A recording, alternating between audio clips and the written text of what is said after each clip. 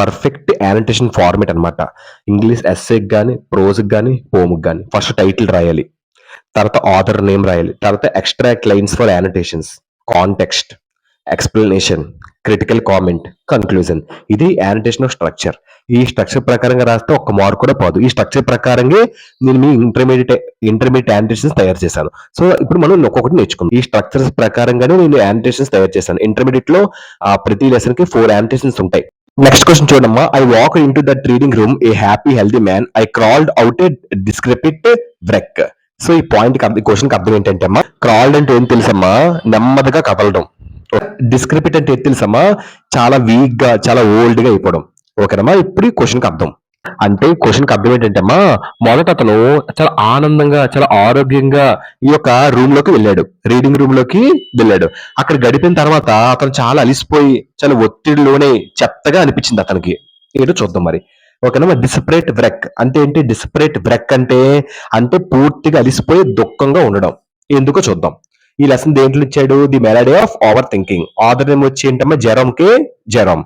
ఓకేనమ్మా, done. So ఈ lesson మీకు ఆల్రెడీ తెలిసి ఉంటే, తెలియకపోతే ఒకసారి సమ్మరీ ఒకసారి ఎక్స్ప్లెయిన్ చేశాను, అది కూడా మీరు చెక్ చేసుకోవచ్చు. First reference, these lines are taken from the essay the melody of over thinking by Jerome. ఈ లైన్స్ ఎక్కడ తీసుకున్నారమ్మా? The melody of over thinking అనే లెసన్ నుంచి దీన్ని తీసుకున్నారు, ఈ యొక్క లైన్స్. ఓకేనమ్మా. ఎవరమ్మా దీన్ని రచించారు? జెరమ్. అదే రిఫరెన్స్. రిఫరెన్స్ అంటే ఏంటి? ఏదైనా విషయాన్ని సంబంధించిన దాని కోసం చెప్పేది. అంటే ఎక్కడి నుంచి తీసుకున్నామో, ఎవరు రాశారో చూపించిన రిఫరెన్స్. ఓకేనా, done. Context. So, after entering the British Museum as a healthy person, the narrator reads various diseases and convinces himself that he has them all. ఓకేనమ్మా, done. First of all context అంటే ఏంటి? విషయాన్ని సరైనగా అర్థం చేసుకోవడానికి ఉన్న ఒక పరిస్థితి, దాన్నే కాంటెక్స్ట్ అని అంటారు. సో ఇందులో ఇది ఇక్కడ చెప్పుకున్నాం కదా, దీనికి అర్థం ఏంటంటే, నెరేటర్ అంటే కథను చెప్పేవాళ్ళు ఏమంటారు? Narrator. So narrator British museum లో ఆరోగ్యంగా ఎంటర్ అవుతాడు, చాలా ఆరోగ్యంగా వెళ్తాడు. అతను అక్కడ అనేక రోగాల గురించి చదివి, అన్ని చదవడం వల్ల అతనికి అన్ని రోగాలు అతనికి ఉన్నాయని అతను ఫీల్ అయిపోతాడు. ఓకేనమ్మా. అతను కన్విన్స్ చేసుకుంటాడు ఇంకా అతను, నాకు అన్ని ఉన్నాయని. అది ఇక్కడ వరకు అర్థం. This comical transformation leaves him mental and physically drained. Comical transformation అంటే ఏంటి? సరదాగా మారడం. ఓకేనమ్మా. అంటే ఈ సరదాగా మారిన పరిస్థితి అతన్ని శారీరకంగా మరియు మానసికంగా చాలా అలిసిపోయేటట్లుగా చేసింది. డ్రైన్ అంటే అలిసిపోయేటట్టు చేయడం. అతను అన్ని రోగాలు ఉన్నట్లుగా ఊహించుకోవడంతో చాలా బలహీనం అయిపోయాడు, వీక్ అయిపోయాడు. డ్రైన్డ్. ఓకేనా, అది డ్రైన్డ్ అంటారు. సో అది పేరాకు అర్థం. Next explanation. The writer use hyperbola అంటే ఓవర్ స్టేట్మెంట్ అని, చిన్నదాన్ని పెద్దదిగా చేసుకోవడం, గోరంతను గొడ్లంతగా అయినట్టుగా చేసుకోవడం, దాన్ని హైపర్బోలా అంటారు. To express the emotional impact of rudeness. ఈ రైటర్ ఇక్కడ ఎక్సాగరేట్ అయ్యాడు. అంటే ఎక్సాగరేట్ అంటే ఏంటి? చిన్నదాన్ని పెద్దదిగా చేయడం. ఇంకా సింపుల్ గా చెప్పాలంటే, ఈ రైటర్ ఇక్కడ రూడ్నెస్ ని చూపించాడు. సో ఈ రూడ్నెస్ వల్ల పీపుల్ చాలా బాధగా మారుతారు. రూడ్నెస్ ఉంటే పీపుల్ చాలా సాడ్ గా మారుతారు. చిన్న విషయం పెద్దగా అయిపోద్ది తర్వాత. ఓకేనమ్మా. అది తర్వాత ఎక్సాగరేట్ అయిపోద్ది అనే దాన్ని ఇక్కడ రైటర్ చూపించారు, ఎక్స్ప్రెస్ చేశాడు. ఎమోషనల్ ఇంపాక్ట్ ఆఫ్ రూడ్నెస్ వల్ల వచ్చే ప్రభావం, నెగిటివ్ ఇంపాక్ట్. రూడ్నెస్ వల్ల నెగిటివ్ ఎనర్జీ వచ్చి ఇంకా ఎక్కువ అవుతుంది అని చూపించారు. ఈ టైలెట్స్ how unkind words or actions can spoil a person's own mood. ఈ పాయింట్ కి అర్థం ఏంటంటే అమ్మా, ఇది ఏం చూపిస్తుందంటే, ఈ యొక్క అసభ్యకరమైన మాటలు లేదా ప్రవర్తన ఒకరిని చాలా బాధపడేలా చేస్తుంది అని చూపిస్తామా. Done. Contrast between healthy man and decrepit wreck shows the power of politeness and the damage of rude behaviour. ఈ పాయింట్ కి అర్థం ఏంటంటే, ఆరోగ్యవంతుడిని మరియు బలహీనుడిని పోల్చడం ద్వారా చూపిస్తుంది అనమాట. ఇక్కడ హెల్దీ మ్యాన్ కి వీక్ మ్యాన్ కి పోటీ చేస్తాను అనమాట. అంటే పొలైట్ గా ఉంటే చాలా మంచిగా ఉంటది, సో రూడ్నెస్ గా ఉంటే వేరే వాళ్ళు మనం హర్ట్ చేస్తాం చాలా అని చెప్తున్నారు. రెండింటికి కంపేరింగ్. క్రిటికల్ కామెంట్ అంటే కథను మనం బాగా అర్థం చేసుకొని అందులో దానికోసం మనం వివరించడం, దాన్ని క్రిటికల్ కామెంట్ అని అంటారు. So the line హ్యూమరస్లీ criticises how medical books create unnecessary fear in readers. Medical books చదవడం వల్ల ఈ మెడికల్ బుక్స్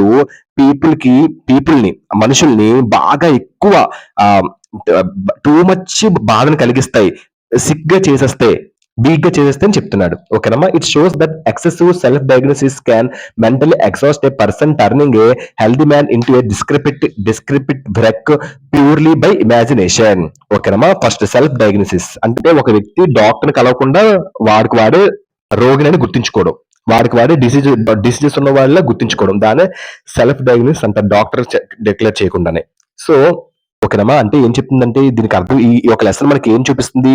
ఒక ఆరోగ్యకరమైన ఒక వ్యక్తి, ఆ వ్యక్తికి నేను రోగిని, నాకు డిసీజెస్ ఉన్నాయి, అలా ఓవర్ థింకింగ్ అలా అనుకోవడం వల్ల రోగం లేకపోయినా ఆ వ్యక్తి ఆరోగ్యంగా ఉన్నా కూడా మానసికంగా మరియు శారీరకంగా బాగా నలిగిపోవచ్చు, అలిసిపోవచ్చు అనే దాన్ని ఇక్కడ చూపిస్తుంది. ఓకేనమ్మా. అది ఈ పాయింట్ కి అర్థం. This exaggeration highlights the dangers of over thinking illness.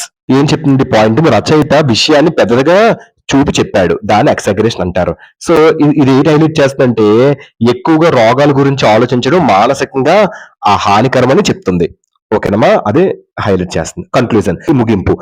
The lines హ్యూమరస్లీ illustrate how ignorance and mixed with imagination can lead to a unnecessary suffering, aligning with the essay's theme of irrational self diagnosis. ఓకేనమ్మా. So ఇందులో vocabulary ఏంటి? Ignorance, irrational. ఓకేనా. First ignorance అంటే ఏంటి అసలు అర్థం?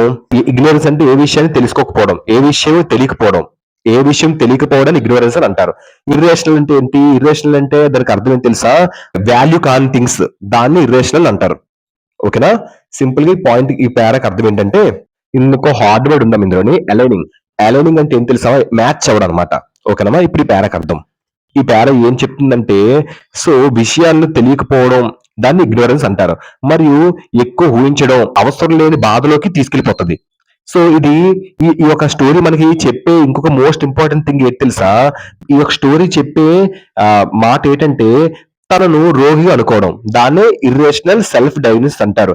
ఇంకా ఈజీగా చెప్పాలంటే మీ పాయింట్ కి అర్థం ఏంటి? ఇది ఏం చూపిస్తుంది అమ్మా, సో ఎక్కువ ఇమాజినేషన్ చేసుకుంటే ఆ పర్సన్ బాగా సఫర్ అవుతాడు, ఎటువంటి రీజన్ లేకపోయినా. ఓకే. ఇమాజినేషన్ చేసుకోవడం వల్ల ఇంకా ఏంటి మ్యాచ్ చేస్తుందంటే అలైన్. సో థింకింగ్ వల్ల మనం ఆటోమేటిక్ గా సిక్ అయిపోతాం. మనకు అది లేకపోయినా, డిసీజెస్ లేకపోయినా మనం బలహీనం అయిపోతాం.